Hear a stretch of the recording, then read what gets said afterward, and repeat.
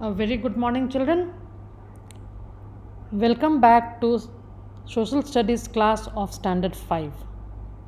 Today we are going to do the last chapter of first semester, that is chapter 9, India, its location and extent. As we all know, India is one of the largest countries of the world. It is a land having diverse landforms like mountains, mighty rivers, plains, forests, plateaus, beautiful hills, waterfalls, and a very long coastline. So it is natural that we find different kinds of vegetation, climate, relief, animals, and lifestyle in different regions. But we also find unity in this diversity. This unity is reflected in physical, social, cultural, and historical aspects that bind us into a great nation. And according to the census of 2011, India's population is about 121 crores. Now we move to the location and size of our country.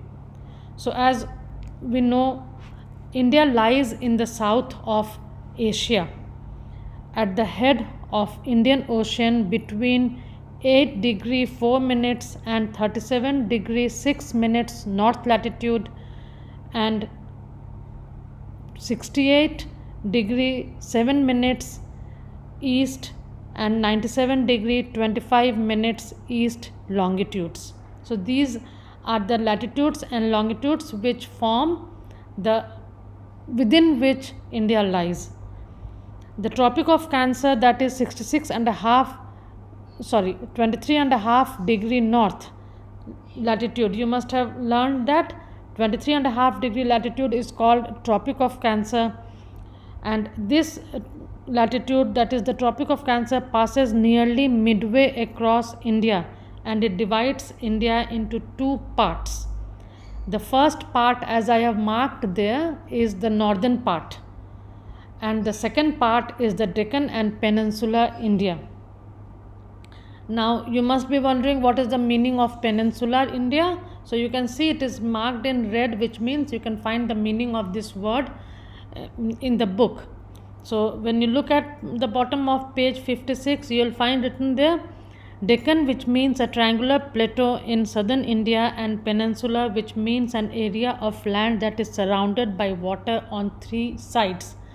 So as you can imagine, the lower half of India is surrounded by water on all three sides. In the east we have Bay of Bengal, in the west we have Arabian Sea, and in the south we have Indian Ocean.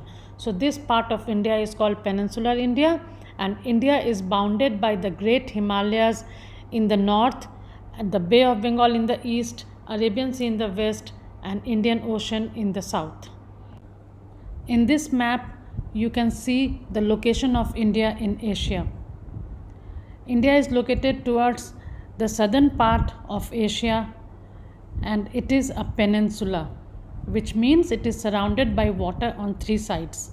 As you can see, we have Arabian Sea in the west, we have the Bay of Bengal in the east, and Indian Ocean is in the south of India. So it is surrounded by water on three sides.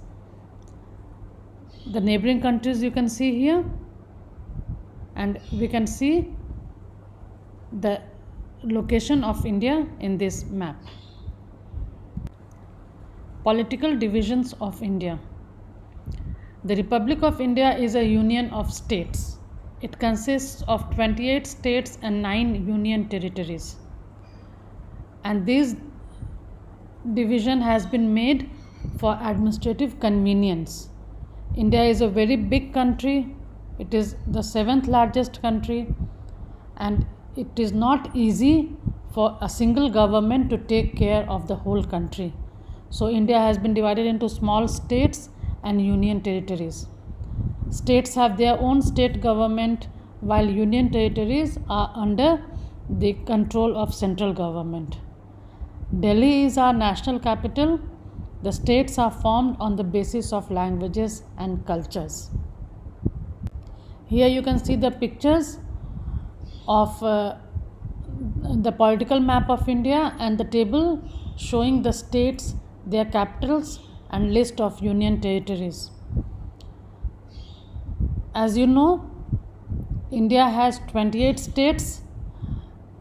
Last year, Jammu Kashmir was divided into two union territories, that is Jammu Kashmir and Ladakh, and so now we have 9 union territories and one less state, which makes it 28. So you will have to learn the names of the states, their capitals, and the names of the union territories too. You can find out the capitals of these union territories.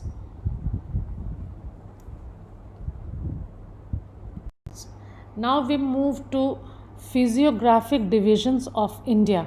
Like I told you before, we have different kinds of landforms, and based on the variety of landform, India is divided into 6 major regions, and it is based on the physical features such as mountains, plains, deserts, plateaus, coasts, and islands. And the names of these 6 regions are the Great Mountains of the North, the Great Northern Plains, the Thar Desert, the Great Plateau of Peninsular India, the Coastal Plains, and the groups of Indian islands. Because this is a long chapter, we will be dealing only with the first 3 regions in this video, and the next 3 regions we will do in the next video. So we move to the first physical division, that is the Great Mountains of the North. We know that India has the Himalayas lying to the north of in the northern region. So these fold mountains extend from plateaus of Pamir to the frontiers of Myanmar, that is Burma. It was earlier called Burma, for a distance of nearly 3,000 kilometers. Their width varies from 150 to 400 kilometers. So it is almost 3,000 kilometer long and from 150 to 400 kilometer wide. Some places it is narrow, it may be 150, other places it is very wide, it may be up to 400 kilometers wide. They are well known for their snow-covered peaked, big and small glaciers, deep gorges, and thick forests which attract tourists from all over the world.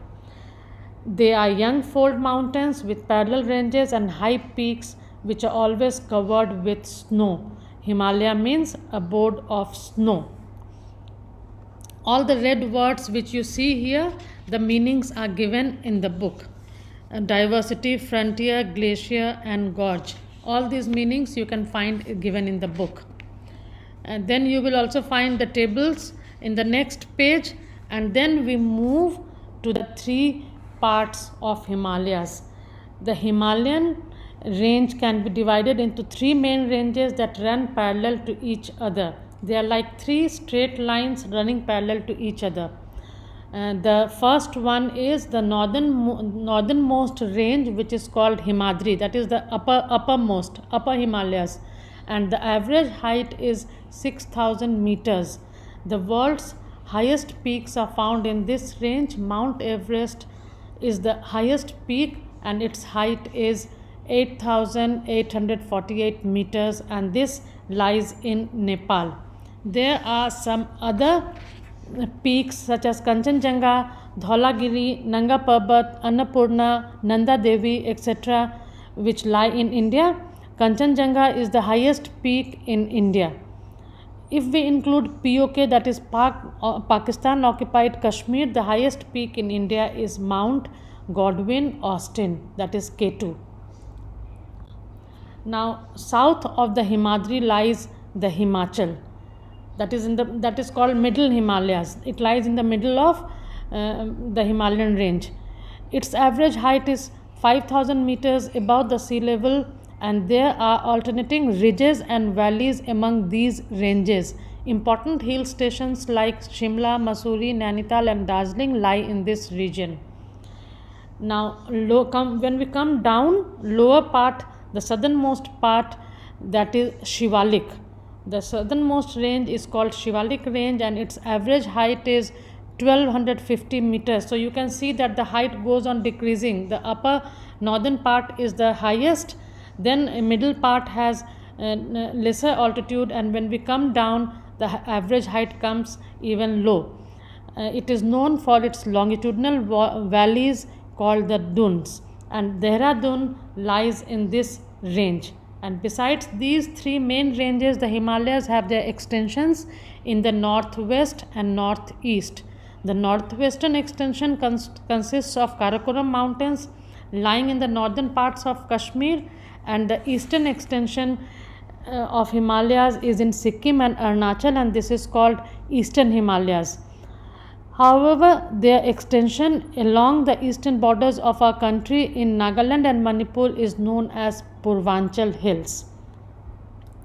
We move to the second important region, physical division, that is the Great Northern Plain. This lies to the south of the Himalayas. It extends from Punjab plain in the west to Brahmaputra Valley in the east for a distance of about 2,500 km. It is 145 to 480 kilometers broad. It is bound by the mighty Himalayas in the north and by Vindhyas in the south. These two mountain ranges, Himalayas and Vindhyas, they form the boundary of northern plains. It is one of the richest plains of the world, and it is made up of the fertile alluvial soil brought down by Indus, Ganga and Brahmaputra rivers and their tributaries. This plain is extremely level and is most thickly populated region of India. Now there are two main rivers belonging to the northern plain, and these are the Indus Basin and the Ganga Basin. The Indus Basin is drained by Indus, Satluj, Beas, Ravi, Chenab and Jhelum rivers, and these are mostly in the Punjab area. So in the state of Punjab gets its name, the five rivers. Then we have the Ganga Basin coming lower down, and its tributaries are Yamuna, Ghagra, Gandak, Kosi and Tista, which rises in the Himalayas, and Chambal, Betwa, Son and Damodar, which rise in the Vindhyas or the Chota Nagpur region.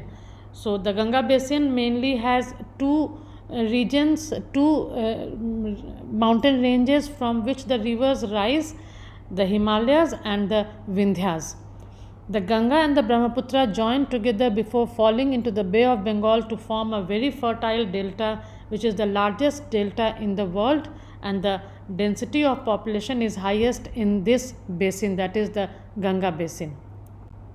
And now we move to the third physical division, which we will learn about in this video, and that is the Thar Desert. The Thar Desert, as we all know, lies mainly in Rajasthan area, is located in Rajasthan. So as we proceed westward to the Great Northern Plain, when we go towards the west of Great Northern Plain, we find trees disappearing. The northern plain is very fertile, but as we move westward, the trees become less and then they finally disappear, almost disappear, and the climate becomes somewhat hotter. This part is called Thar Desert, which is devoid of plains and trees. This desert has no plains and very few trees. The rocky terrain is covered with sand and only sand. We have a little bit of desert vegetation there, and you know what desert vegetation consists of. There are cactuses, palm trees, date palm, kikar, babool, this kind of trees are found there, and mostly we find sand and only sand, except for the fertile areas in the desert area, which you have learnt last year, which we call oasis. This is the only fertile area which we find in desert region, and this area has underground water coming up and forming small pools, and whatever inhabitants we have or whatever vegetation we have, they mostly grow around this oasis area. So this is the end of today's video. We have come to the end of three physical features that you learnt about, and we will be doing the next three physical features in the next video. We will also discuss the exercises. So goodbye for today. Keep smiling, keep learning, and keep yourself safe, which is very important.